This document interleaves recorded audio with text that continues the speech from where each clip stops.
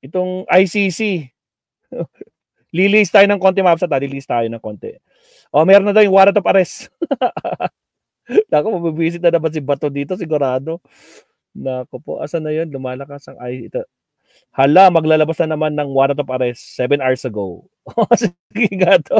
Punto by punto. Hi everyone, Julia Barreta here, your Casino Plus ambassador. Mabibisit na naman si Bato nito, mga Kapsat, no?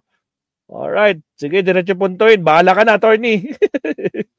Banat. Paligoy-ligoy po tayo.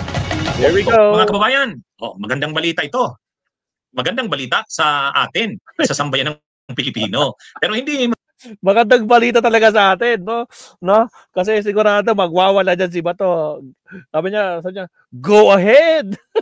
Sige tuloy, attorney. Magandang balita sa mga abusado, mga gumagawa ng mga katiwalian at krimen laban sa mamamayang Pilipino. Ito, hala. Maglalabas na naman ng arrest warrants ang ICC. Ngayon daw yan, katapusan, end ng 2025 o kaya maagang bahagi o early 2026. Ayon yan kay dating senador Sonny Trillanes. Ayon daw sa kanyang reliable. Mga Kapsat, sinong gusto dumating na yung ICC warrant of arrest ni Bato? At saka yung iba pa. 3 daw eh. Napanood ko rin to si Trillanes. 3 daw 3 warrant of arrest yan. Pero hindi pa kasama si Sara. Siya yung pang-4, si Sara. Pero 3, malamang yung mga pulis yan. Sino ba? Yung top 3 na pulis, di ba? Binanggit doon sa kwan. Yung mga nilabas din ni Trillanes dati, di ba? Nalistahan. Si Bato. Sino na isa? Na pulis? Si Albayalde. Tapos isang pulis pa. Basta yung listahan ng puro pulis.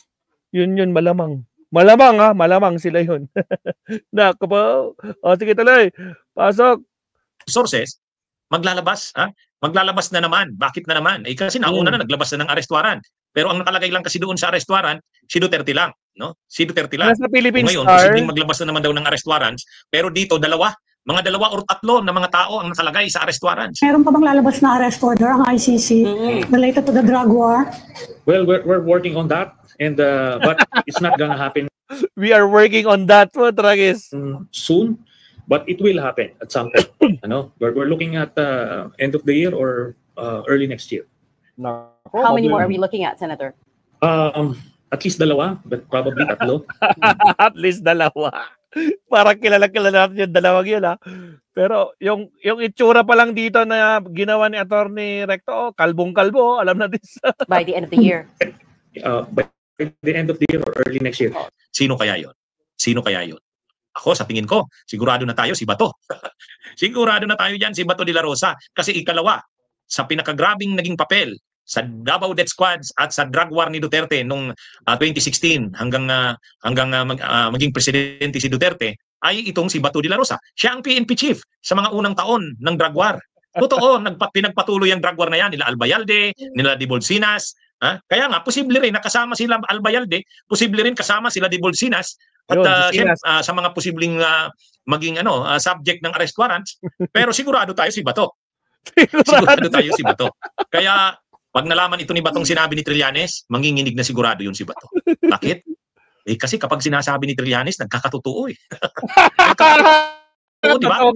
Maalala nyo noong mga panahon, noong mga panahon, kapag sinasabi ni Trillanes, iniinsulto ni Bato, iniinsulto nila Duterte, iniinsulto ng mga DDS, si Trillanes. Kasi noon, sinasabi na ni Trillanes, hintayin nyo, lalabas na ang arrest warrant. Pero nagsabi pa si Trillanes, galing na dito ang mga ICC investigators. Nag-imbestiga na sila dito. Nakaipon na sila ng sapat-sapat na mga ebidensya at testigo. Binaliwalayan nila Bato. Sabi nila Bato, hindi totoo yan. Maniwala ka dyan. Gusto mo, Trillanes, kung lumabas ang arrest warrant, ikaw pang umaresto sa akin.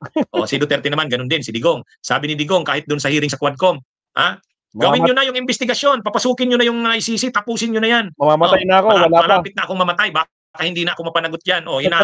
Parang nangahamon pa si Duterte. Nagkatotoo. Pero ngayon, biglang lumabas yung arrest warrant. Nabigla silang lahat. Hindi sila makagalaw. Hindi nila inaasahan. Totoo pala yung sinabi ni Trillanes. Totoo pala yun. At totoo rin yung sinabi ni Trillanes na kahit walang pulis ang ICC, pero kapag humingi ito ng cooperation ng Interpol at ang Interpol naman ay magko-coordinate sa Pilipinas, mag-cooperate ang Pilipinas, mahuhuli si Duterte. Yun nga ang nangyari. So ngayon, pag lumabas ang arrest warrant, anong mangyayari? Ang sagot dyan, kung anong nangyari kay Duterte, Yan din ang mangyayari. Ang ini-insist ng mga DDS, ng mga supporters ng Duterte, ang dapat daw na ginawa kay Duterte, pagka-aresto daw kay Duterte, hindi dapat kaagad-agad dinala sa ICC. Dapat daw tinorn over muna ng mga nag-aresto. Yung mga nag-aresto, dapat dinala muna sa korte. Tapos sa korte, mag-a-apply ngayon ng extradition. Yun daw dapat ang sinunod na proseso. Kasi yan daw ang nakalagay sa Rome Statute. Kaya kini-question ng mga pro-Duterte yung pag ginawa kay Duterte, kidnapping daw yun. Extraordinary rendition, yun ang term nilang ginagamit. Ngayon, pagka lumabas ba ang arrest warrant kay Bato, ganun din ang gagawin? Ang sagot diyan ni Executive Secretary Lucas Bersamin, oo, ganun pa rin ang gagawin. Bakit? Ay kasi ang paniniwala ng gobyerno, ganun ang tama. Yung ginawa kay Duterte ay tama, walang mali doon. So kung walang mali doon, ganun din ang gagawin pagka lumabas ang arrest warrant nila Bato. Kung sino man ang nakalagay doon na muling aarestuhin. Ganun pa rin. Aarestuhin, pagka-aresto, surrender, dadalhin sa ICC. Yan ang gagawin ni General Torre. Nakahanda naman daw si General Torre dyan eh. Lalo pat wala namang pagbabago sa pronouncements ng gobyerno. Si Executive Secretary Lucas Bersamin na mismo ang nagsabi, ganun pa rin ang gagawin. Ngayon, pwede kayang magkaroon ng pagbabago? Yes, kung lumabas ang desisyon ng Korte Suprema. Kasi pagka-aresto kay Duterte, lumapit ang mga supporters si Duterte, mga abogado niya sa Korte Suprema. Pinapadeclare nila na illegal yung ginawa kay Duterte. Hindi pa naman yan nadidesisyonan ng Korte Suprema. Pero pag lumabas ang desisyon ng Korte Suprema dyan, at ang nakalagay halimbawa sa desisyon, pwede kasing ang desisyon ay dalawa, walang mali, tama, constitutional, valid, legal yung ginawa kay Duterte. Ay kapag ganon, ang mangyayari kay Bato, ganun pa rin. Pero kapag sinabi ng Korte Suprema sa desisyon nito, unconstitutional, invalid, illegal yung ginawa kay Duterte, makakabalik pa ba si Duterte? Hindi na. Kasi hindi naman pwedeng orderan ng Korte ng Pilipinas, kahit Supreme Court pa yan, ang ICC. Pero sa mga susunod na may aarestuhin pag lumabas ang arrest warrant ng ICC, susunod na doon sa bagong desisyon. Ganun yung mangyayari dyan. Kaya pag lumabas ang desisyon ng Korte Suprema, sabihin na mali nga ang ginawa kay Duterte, kailangan i-turn over muna sa Korte, at ang Korte ang mag-o-order ng extradition papunta sa ICC, ganyan na ang gagawin kay Bato or sa sino man na magiging subject ng arrest warrants na ilalabas.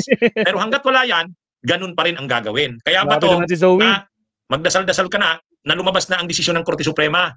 Sana ang desisyon ng Korte Suprema pabor sa inyo. Kasi kung pabor sa inyo yan ang susundin. Pero kung wala pang desisyon ng Korte Suprema at lumabas ang arrest warrant, yung ginawa kay Duterte, yan din ang gagawin sa'yo.